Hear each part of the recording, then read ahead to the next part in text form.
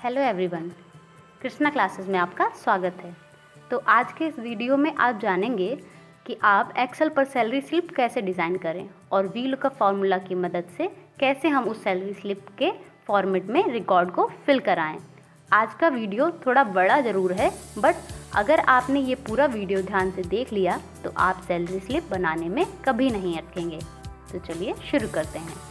तो सबसे पहले हम एक्सेल को ओपन करेंगे। अब हमें व्यू पर जाना है और अपनी शीट के व्यू को नॉर्मल से पेज लेआउट व्यू पर लाना है। इससे हम अपनी बनाई हुई शीट को वैसा ही देख सकते हैं जैसी ये प्रिंट होगी। अब पेज लेआउट पर जाकर हम यहाँ पर मार्जिन को सबसे कम पर सेट कर लेते हैं, 64 सेंटीमीटर, 0.64 सेंटीमीटर। अब हमें इन कॉलम्स को सेट करना है। हम अपनी शीट में सिर्फ 6 कॉलम ही रखेंगे। फर्स्ट और लास्ट वाले को थोड़ा छोटा रखेंगे और बाकी बीच वाले कॉलम को बराबर रखेंगे। अब फर्स्ट रो को छोड़कर दूसरी रो को हम सिलेक्ट करके मर्ज कर लेंगे। यहाँ हमने फर्स्ट और लास्ट कॉलम को बॉर्डर बनाने के लिए छोड़ दिया है।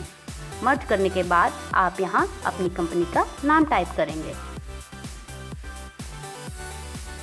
फिर इसका साइज 22 करके बोल्ड कर लीजिए। इसके बाद आप नेक्स्ट रो में कंपनी का एड्रेस टाइप करें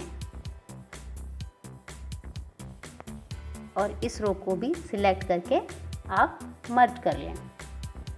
अब आप नेक्स्ट रो को भी सिलेक्ट करके मर्ज करें और यहाँ टाइप करें सैलरी स्लिप फॉर जिस भी मंथ और ईयर का आप सैलरी स्लिप बना रहे हैं वही मंथ और ईयर यहाँ टाइप कर लीजिए। अब आप इन दोनों रो को सिलेक्ट कर इनका साइज 16 लगा लीजिए और बोल्ड कर लीजिए। अब आप नेक्स्ट रो में सिर्फ इन दोनों सेल को सिलेक्ट करके मर्ज कीजिए और यहाँ एम्प्लॉय का नाम टाइप कीजिए। इसका साइज आप 16 लगा लीजिए।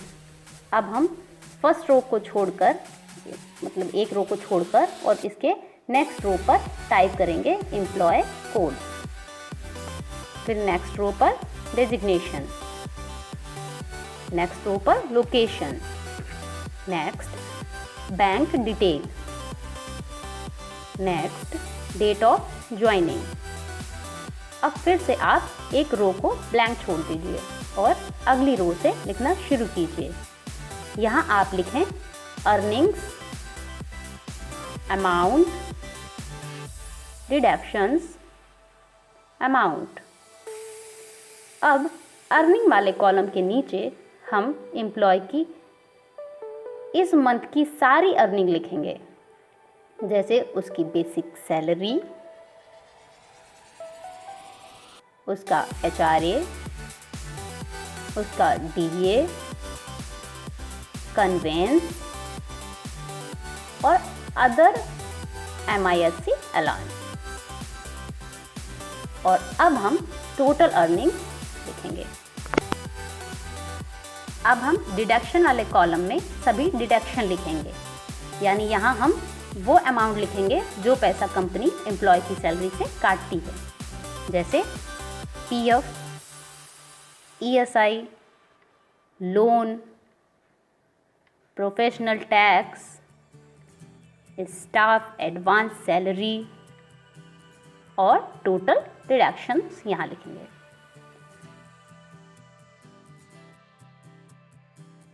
यहाँ हम नेट अमाउंट लिखेंगे। अब नीचे वाली रो में हम अमाउंट इन वर्ड लिखेंगे। एक रो को छोड़कर सिग्नेचर ऑफ एम्प्लॉय टाइप करें और डायरेक्टर सिग्नेचर। अब हम कुछ बेसिक सी सेटिंग्स कर लेते हैं, जैसे अर्निंग्स और डिडक्शन वाली पूरी रो को सिलेक्ट करके कंट्रोल बटन को प्रेस किए रहेंगे और टोटल अर्निंग्स, टोटल डिडक्शन वाली रो को और नेट अमाउंट को भी सिलेक्ट करके यहाँ से बोल्ड कर लेते हैं। अब हम इस पूरे मैटर को सिलेक्ट करके यहाँ से फिल में वाइट कलर को चूज़ करेंगे और आउटसाइड बॉर्डर लगा लेंगे। और अब इन दोनों रोज को सिलेक्ट करके यहाँ पर हम आउटसाइड बॉर्डर लगा लेंगे। और अब इस सारे मैटर में ऑल बॉर्डर को लगा लेंगे। फिर हम ये जो बाकी की सेल्स बची हैं, इन सभी सेल्स को फटाफट से मर्ज कर लेते हैं। इन सभी सेल्स को हम मर्ज कर लेंगे। अब इस रो पर हम थोड़ा सा डार्क कलर कर लेते हैं और कंपनी नेम और एड्रेस पर भी थोड़ा सा डार्क कलर चूज़ कर लेते हैं। तो अब हमारी सैलरी स्लिप तैयार है।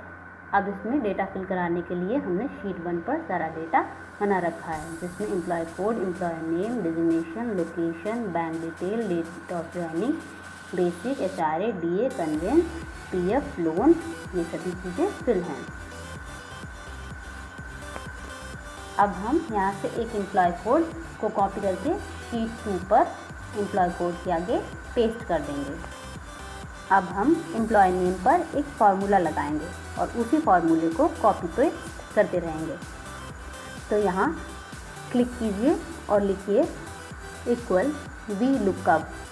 अब हम एम्प्लॉय कोड वाले सेल पर क्लिक करेंगे, क्योंकि इसी सेल पर लिखने से हमारी सारी डिटेल ऑटोमेटिक आ जाएगी। अब कॉमा लगाकर शीट 1 से उस पूरे डेटा को सिलेक्ट कर लेंगे। फिर कॉमा लगाकर आप यहाँ 2 टाइप कीजिए, फिर कॉमा लगाकर 0 और ब्रैकेट क्लोज करके एंटर कर दीजिए। यहाँ हमने 2 इसलिए सिलेक्ट किया है क्योंकि जब हमने शीट 1 से अपना डेटा सिलेक्ट किया था तो हमारा एम्प्लॉय नेम 2 नंबर कॉलम पर था। तो अब हम एंटर दबाते हैं।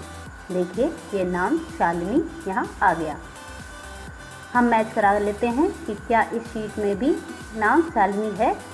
हाँ है। ये देखिए, अब हम इस फॉर्मूला को कॉपी कर लेते हैं और डेजिग्नेशन वाली सेल पर आकर फॉर्मूला बार में पेस्ट कर लेते हैं। और जहाँ हमने 2 लिखा था, अब हम वहाँ पर 3 लिखेंगे, क्योंकि हमारी शीट में डेजिग्नेशन 3 नंबर कॉलम पर लिखा है।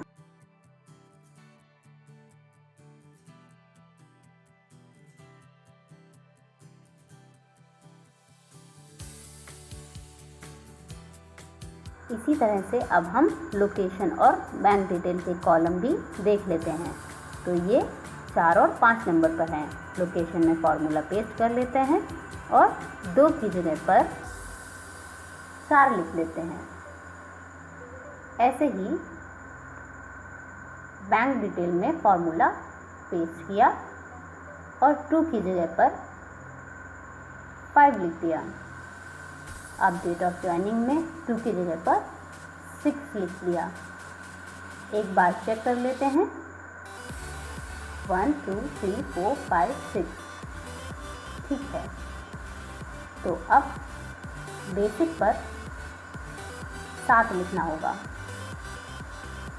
तो फॉर्मूला पेस्ट किया और 2 को रिमूव करके 7 लिख दिया। इसी तरह HRA में फॉर्मूला पेस्ट किया और यहाँ पर 2 हटाकर 8 लिख दिया। फिर DA में फॉर्मूला पेस्ट किया और 2 हटाकर 9 लिख दिया। इसी तरह कन्वेंस में फॉर्मूला पेस्ट किया और 2 को रिमूव किया और 10 लिख दिया। अदर MISC में पेस्ट किया, 2 रिमूव किया और यहाँ 11 लिख दिया। अब हम डिडक्शन हैं, तो PF वाले कॉलम को चेक कर लेते हैं। 1 2 3 4 5 6 7 8 9 10 11 12 सही है। PF वाली सेल में फॉर्मूला पेस्ट किया और 2 रिमूव किया और यहाँ 12 लिख दिया। ESI में पेस्ट किया, 2 रिमूव किया और यहाँ 13 लिख दिया।